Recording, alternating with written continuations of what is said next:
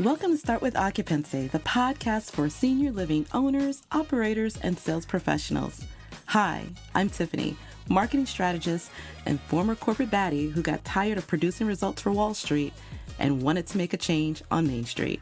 I provide quick tips, idea nuggets, and case studies to help you with proven sales, marketing, and business development strategies along with leadership concepts, so that you can inspire change, impact lives, and improve outcomes for the aging, their families, and your teams. I'm committed to equipping you with the tools, the knowledge, and resources that you need to excel in your business. With over 12 years of experience working inside senior living companies, large and small, I've developed a deep passion for advocating for the aging adult and those who care for them, all while driving business growth. So whether you're already in the senior care industry or maybe you would like to be, if your mission is to serve them, my mission is to serve you. Join me as we unravel the strategies and tactics that drive success in your business while making a difference in someone's life.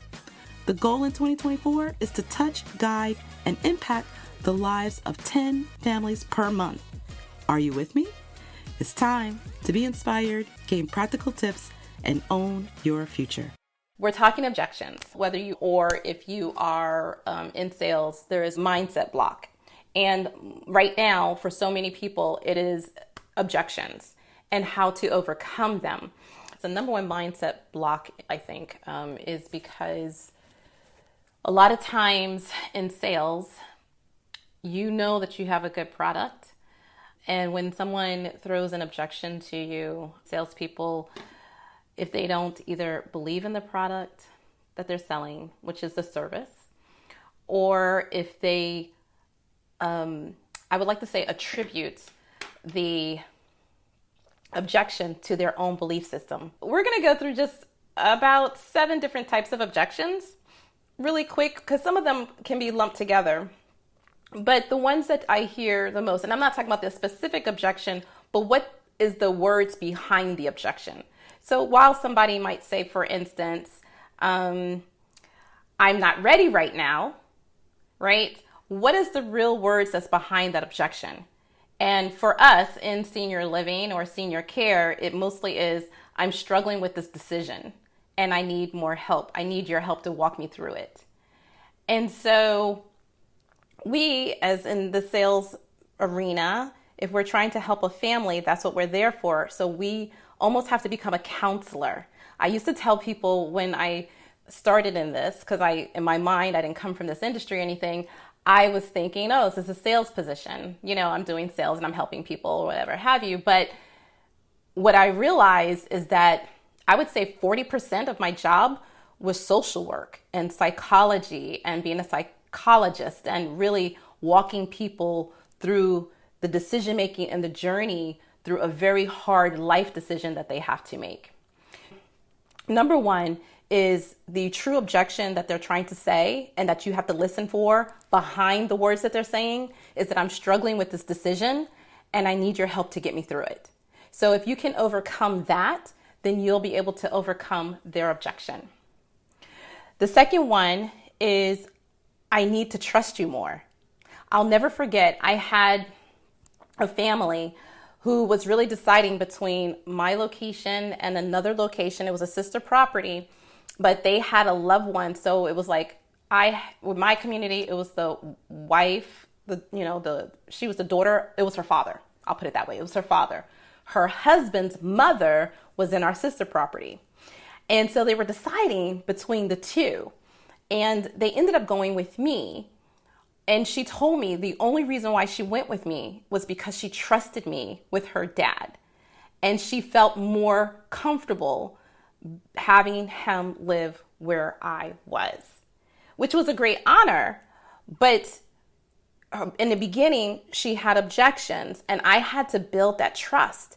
And so when someone seems like they're still a little put off or they're still objecting behind the words, you have to listen to and ask yourself, did I build trust with that person? Do they trust me enough to help them, to guide them with the decision that they're struggling with? Does that make sense? Hopefully it does. All right. The third one is no for now. And sometimes when people say no for now, that means that it is, they don't feel the need. They don't see the need in making a decision right now. I distinctly remember a family. I'm going to tell you the setup real quick. Her mom had real early stage memory challenges, very, very early stage. But she was concerned because she lived not in a great part of town. And she said that she would put sticky notes on the door to say, "Do not open for strangers." And it was sticky notes, and she would put sticky notes all throughout the house. And she said, but yet mom kept opening up the door. But she says, but this time I told her and she won't open. So I said, well, let me do a home visit. Let me just check on her. She says, she won't open up the door though, because I told her and I put sticky notes. And so, of course, I went over and did a home visit. She opened up the door, welcomed me in, gave me candles out the house. She was telling me about the ducks out on a lake and how she sits there and watched the Weather Channel with nothing moving, just the Weather Channel all day long. And really, she needed senior living. She needed to be in a safer environment. But the daughter had such a hard time reconciling that that's what her mom needed right at that moment. And I will tell you, we scheduled her move-in 3 times over 4 months, and she reneged on all 3 times. Finally, she did move in, but it was not before she caught her robe on fire. She didn't get burned. She was safe, but it was the wake-up call for her daughter. And we in senior living have to help that person, to guide them to see the need and to sometimes present those scenarios and those situations so that they can really make a decision and say, well, if this did happen to my mom or dad or whoever, would they be able to make a decision and act upon it correctly in a correct manner? So that is one that I am really passionate about, if you can't tell, but helping people see the need. The other objection is, I need more info. So no matter what they're saying, in the back, when you listen to the words behind the words, it's, I need more information. I don't have enough information right now to make an informed decision. And that could be anything with, how am I going to afford this? What does my long-term viability of affordability look like? What happens if mom runs out of money? Those are, I need more information to make a good decision. And we, being in the industry and supposed to be the industry experts, even if you're not an expert, this is where you kind of connect with others to help you and support you, is that's where we then try and get all the knowledge we can so we can walk people through those objections. So I need more information. It could be just information about schedules. It could be information about, mom really likes to take her showers after Judge Judy, and I don't know if we're going to be able to do that here. She just needs more information. And so those are the things. I know that sounds so frivolous, but you would be surprised. You'd be surprised some of the concerns people have, and that's okay. We're here to help them through their concerns, right? I'm going to go through it. So I'm struggling with this decision. I need to trust you more. Number 2, no for now, which is need-based. I don't know or understand the need. That was 3, I'm sorry. Number 4 is, I need more information. Number 5, urgency. I don't see, not just that I don't see the need, but I don't have the urgency. It doesn't seem like it is an urgent decision. And sometimes this is a true objection, and sometimes it's not. And this is where we present situations. Like, I had a lady who always fell. She was always in the hospital. And the hospital and the rehab just finally said, you know what? You need to make a different decision. She can't keep coming to the hospital. This is unsafe. And so the family was set to go. And then, of course, what happens sometimes is, the person, the actual, the resident, prospective resident, bucked and was like, yeah, no, I don't want to do this. And that's okay, because the thing is, we have to walk them through it too. We have to make sure that we're not just dealing with a family, but we're dealing with the actual resident. And so my question to the family was this: that's okay, I get it, but what are you going to mitigate her falls at home? And how are you going to do that? And making sure that they had a plan, and making sure that I gave them the resources. And yes, of course, 45 days later, she moved in. But it was because then they realized that it was going to be a little bit more that they could really manage within their schedules. And of course, the big one that everybody knows is price, right? Price is for now. And there are different ways to kind of work through that with the person, is understanding what exactly about the price is it that they are having an objection to. And so once we really get down to it, sometimes it's a true objection. They just can't afford your location, and that is fine. But it's our job to make sure that we've done everything possible to show them how they could afford it. I know for me, the way that I overcame the majority of the price objection is to basically be able to financially walk them through their financial picture. I almost became a financial advisor. So what, you're 40% social worker, you're 30% financial advisor. I mean, it's more than just sales in senior living. And you're having to show people on the short term and with the cost. So it's price and cost, two different things. One is short term, one is long term. But the cost is, what is this going to cost me, and how does it impact my mom's financial future or my dad's financial future?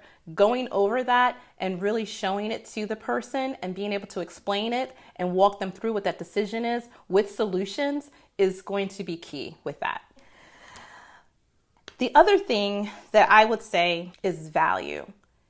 A lot of times the objection is because we, meaning us, I'm included sometimes in this, wasn't as strategic or astute in showing them the value proposition of what they're getting. And that is something that I think is a skill set that we need to do. And a part of it is also believing in your own product, believing in what the services that you offer, but understanding what is that value to the customer. So is that the peace of mind? When you're doing the cost and the price and the peace of mind, the stress, could it be the uncertainty or the guilt? All those different things that, and I'm talking about guilt, not in guilt in making a decision to move in, but guilt that I'm not there all the time at the house because I have family issues. I have this, and I can't be at home to watch mom or go to her house every single day, that type of guilt. Okay. So having that and understanding what the value is that we are going to be able to offer in our community to that family member that's going to help them to live a fuller life and have a better relationship sometimes is a key component of what we do, is showing the value. And I think it's up to us and onus on us to understand what the value proposition is for each and every family, for each individual situation. And the better we're able to communicate that value, we can overcome that objection and most of the other objections as well. But again, I always told my team, when people give you the objection, listen to the words behind the objection by asking more questions. Don't take it at face value.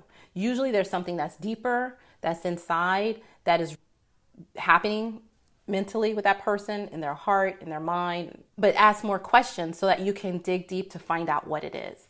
So it's not just the price. It's not just not for now. What is really going on? Because once you listen to those true objections that's behind them, then you can actually address it, you can help them through it, and you can then secure your move-in.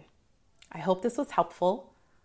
If you have any other questions, you can private message me and let me know if this was helpful. If anyone wants to share this with other sales directors or new care home operators, then please share it with them so that this could help them along the way as well. So I thank you guys so much. And if you have any questions, let me know.